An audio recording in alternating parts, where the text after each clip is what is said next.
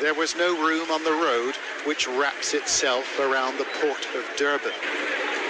It had been turned into a thoroughfare for raiders and thieves as they ransacked warehouses and distribution centers located close to the shipping terminal. The young and the old took advantage, with people on foot, joined by those in pickup trucks who'd come to steal in bulk. And the police and the country's military, well, they were nowhere to be seen. Why are people doing this? Why are people doing it? The train.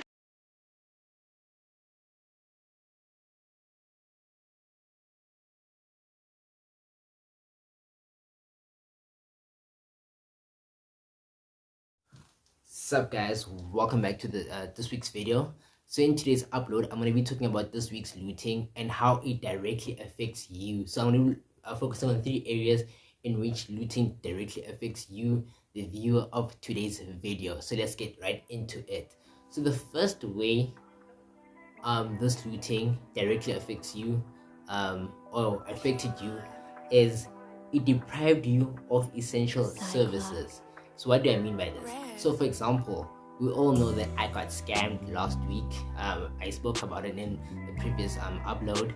I got scammed. So on Monday, I tried to go to Vodacom to go get my SIM swap, to get my SIM card back.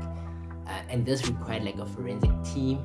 But unfortunately, when I got to the mall, because I got there around like 10, 11, everything was closed. I couldn't get help. I couldn't get service. I couldn't like fix my stuff.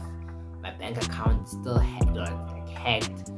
I needed to close down the account and start and get a new one, and it was just a mess, guys. So I was deprived of essential services. Other people might be affected in a different way, but we're all deprived. Like for example, other people ran out of groceries. You couldn't even buy groceries at your nearest mall or shopping center because it was closed due to the riots and the looting that was going on. So it had a negative effect on everything, especially services. So we were all deprived one way or another, unless you were like blessed, you lived in an area where nothing happened. But most of us, well, some of us watching this video, I think it did. Another way this looting affected us or affected you as a viewer is it drives away business and jobs. So this thing basically drove away businesses and jobs because now people looted other people's businesses, basically as it. And this way it negatively affects everyone, because now if they looted your business, you obviously you can't carry on like employing people, because now your business has been ruined. You gotta start from fresh. Like everything has like beyond reset. And also you know that a country is basically run like a business. It's actually a business. So investors, potential investors, will be looking at South Africa and being like, yo man, there's riots going on there. Do we really wanna invest our money into this country? So potential businesses, we would have lost a lot of potential businesses, and a lot of people probably lost their jobs due to the riots. So yeah, the third way this looting negatively affected you is it causes long-term economic damage. So how does long-term economic damage affect you, the viewer? So as I said before, a country is run like a business, basically business model. So now, since investors, and this is all over the news, since they see that South Africa's economy is it's not stable, and we're still in a recession, guys. Our economy is not stable. Potential investors who want to see this country as a potential, they won't want to invest their money in a currency or in a country where things are shaky, things are no one is sure of what's happening. With this political unrest happening, we're scaring away investors, and by doing so, it means there'll be less job creation. It means more people are going to be unemployed. That means that there's a chance that you watching this might be unemployed or might get unemployed in future because of this whole unrest. So this thing has so many long-term negative effects, and we don't notice this, and we don't know this, and we as people, we need to like now take charge. I know our government has been letting us down a lot, but we need to like really stand our ground and think about the long-term effects of this. And guys, another thing I want to talk about is this YouTube channel. If you're still watching right here, I appreciate you, but I've got something to show you, so let's go right into it. Hi everyone, this is Sonwabile Mhlongo and welcome to my crazy world. My YouTube videos are very educational and they are ad free. Please don't forget to subscribe. Yeah. Came at 17. Damn.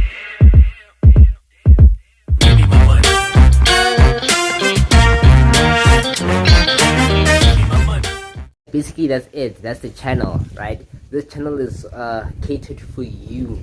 It helps you like improve self-development, and also if you're a job seeker, if you're an active job seeker and you've been struggling to get that job, then yeah, this is a channel for you, because I do give job tips like once a month on how to like properly like design your CV, and how to also properly conduct yourself in an interview so that you can secure that job that you've always been wanting. So if you have been struggling with all those that I mentioned, and if you want to self-improve, this is a channel for you. Now back to the topic of today's video. So I'm now going to be talking about the consequences that's going to affect every single person in SA. Whether you're poor, middle class, or rich, it's going to affect everyone, including myself. Right? The first thing, tax might go high.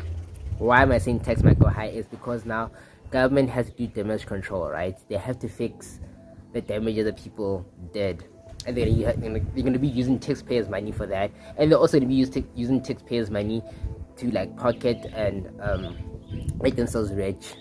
I mean, it happens, guys. It happens. You know, as I said, a country's a business, so they need to make a profit out of this too. So they're gonna milk each and everything best way they can. Another thing is, goods are gonna be more expensive.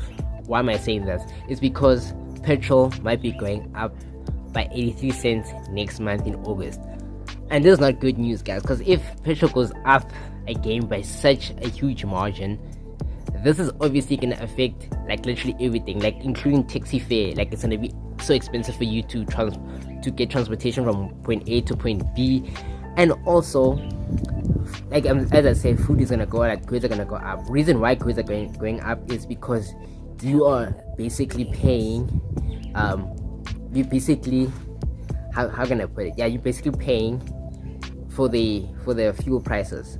What do I mean by this? So let's take Pick and Pay for example, right? So Pick and Pay needs to get their goods at Midrand, the warehouse.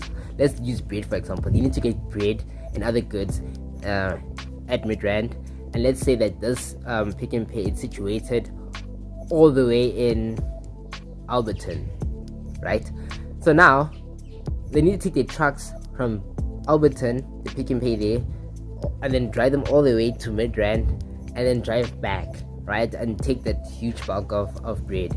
But now since petrol and diesel is going up, if they don't increase their prices, in the long term they're going to be making a loss, or they won't be making much of a profit, because Pick and Pay is a profit-based company, as in other ones like Woolworths and everything like that. So they need to increase the food prices, right, by a slight margin, maybe by 2 rand or rand, and things are really expensive, guys. Like a lot of the times people are like losing their jobs, and when people lose their jobs, money circulation, you know, decreases.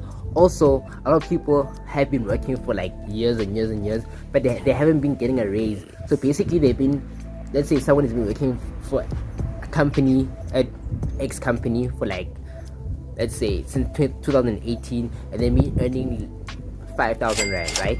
They've been earning 5,000 rand, and now it's 2021 and they're still earning 5,000 rand.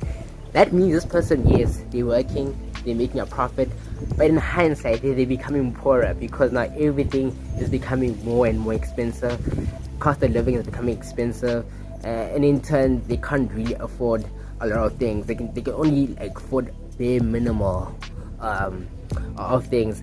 And another scary part is, since everything is going up, right, approximately 40% of South Africans, working South Africans, 40% of working South Africans earn between 1,000 rand to 3,500 rand. That is an insane stat.